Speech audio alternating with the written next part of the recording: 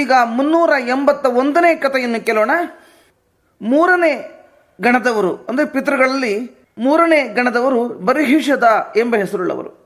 ವೈಬ್ರಾಜ ಎಂಬ ಲೋಕದಲ್ಲಿ ಇದ್ದಾರೆ. ಇವರನ್ನು ದೇವತೆಗಳು, ಯಕ್ಷರು, ಗಂಧರ್ವರು, ರಾಕ್ಷಸರು, ಸರ್ಪಗಳು, ಗರುಡರು ಪೂಜಿಸುತ್ತಾರೆ.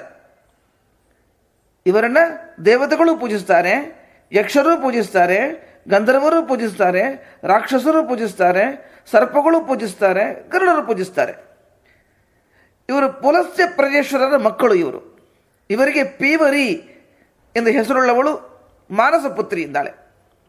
ಇವಳು ವೇದವ್ಯಾಸರ ಮಗನಾದ ಶುಕಾಚಾರ್ಯರಿಗೆ ಪತ್ನಿಯಾಗುತ್ತಾಳೆ. ಇವಳು ಮಹಾ ತಪಸ್ವಿಯಾದ ಶುಕಾಚಾರ್ಯರು ಇವಳಲ್ಲಿ ಕೃಷ್ಣ, ಗೌರ, ಪ್ರಭು, ಶಂಭು ಎಂಬ 4 ಗಂಡು ಮಕ್ಕಳನ್ನು ಪಡಿತಾರೆ. ಕೃತ್ವಿ ಎಂಬ ಹೆಣ್ಣು ಮಗಳನ್ನು ಕೂಡ ಪಡಿತಾಳೆ. ತಂದೆಯಾದ ವೇದವ್ಯಾಸ ದೇವರಿಂದ ತತ್ವ ಉಪದೇಶವನ್ನು ಪಡೆದು ಉತ್ತಮ ಗತಿಯನ್ನು ಹೊಂದುತ್ತಾರೆ. ಕೃತ್ವಿಯು ಅಣುಹ ಎಂಬ ರಾಜನಿಗೆ ಪತ್ನಿಯಾಗುತ್ತಾಳೆ.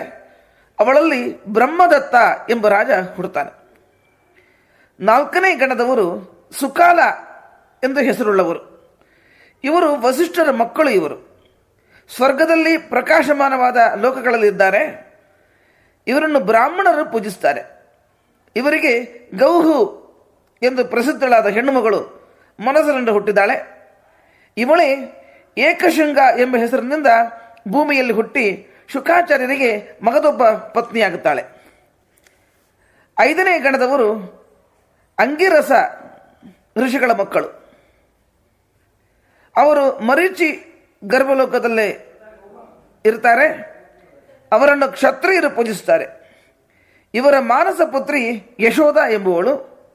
ಇವಳು ವಿಶ್ವಮಹಾನ್ ಎಂಬುವನ ಹೆಂಡತಿಯಾಗುತ್ತಾಳೆ. ವೃದ್ಧ ಶರ್ಮನ ಸೊಸೆ. ದಿಲೀಪನ ತಾಯಿ ಅವಳು. ಆ ದಿಲೀಪನು ಅತಿ ಪ್ರಸಿದ್ಧನಾಗುತ್ತಾನೆ. 6ನೇ ಗಣದವರು ಸುಸ್ವಧ ಎಂಬ ಹೆಸರುಳ್ಳವರು. ಕರ್ದಮ ಪ್ರಜೇಶ್ವರರ ಪಿತೃಗಳು ಅವರು. ಪುಲಹರ ಮಕ್ಕಳು. ಇವರನ್ನು ವೈಶ್ಯರು ಪೂಜಿಸುತ್ತಾರೆ. ಇವರ ಮಾನಸ ಪುತ್ರಿ ವಿರಜ ಎಂಬುವಳು. ಇವಳು ಯಯಾತಿರಾಜನ ತಾಯಿ, ನಹುಷನ ಪತ್ನಿ ಅವಳು. 7ನೇ ಗಣದವರು ಸೋಮಪ ಎಂದು ಹೆಸರುಳ್ಳವರು. ಇವರು ಕವಿಯ ಮಗಳಾದ ಸ್ವಧಾದೇವಿಯಲ್ಲಿ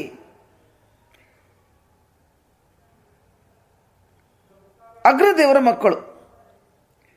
ಸ್ವಧಾದೇವಿಯಲ್ಲಿ ಹುಟ್ಟಿದ ಅಗ್ರದೇವರ ಮಕ್ಕಳು. ಇವರನ್ನು ಶೂದ್ರರು ಪೂಜಿಸುತ್ತಾರೆ. ಇವರು ಮಾನಸ ಎಂಬ ಲೋಕದಲ್ಲಿ ಇರ್ತಾರೆ. ಇವರ ಮಾನಸ ಪುತ್ರಿ ನರ್ಮದೆ. ಇವಳು ನದಿ ಶ್ರೇಷ್ಠಳು. ಪುರುಕುಸ ರಾಜನ ಹೆಂಡತಿ ಆಗುತ್ತಾಳೆ. ತ್ರಸದ್ದಸ್ಯು ರಾಜನ ತಾಯಿ ಅವಳು.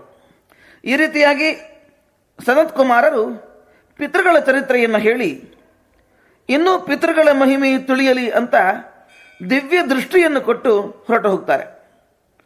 ಹೀಗೆ ನನಗೆ ಅನುಗ್ರಹ ಮಾಡಿದ್ದಾರೆ ಅಂತ ಮಾರ್ಕಂಡೇಯರು ಭೀಷ್ಮಾಚಾರ್ಯರೊಡನೆ ಹೇಳಿದ್ದಾರೆ.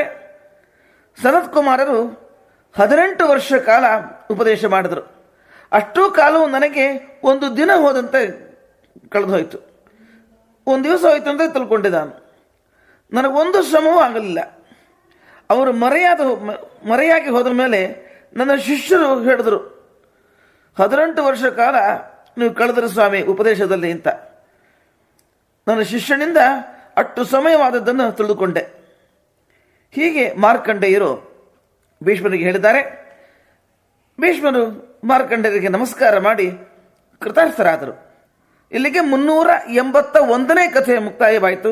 ಶ್ರೀಕೃಷ್ಣಾರ್ಪಣಮಸ್ತು.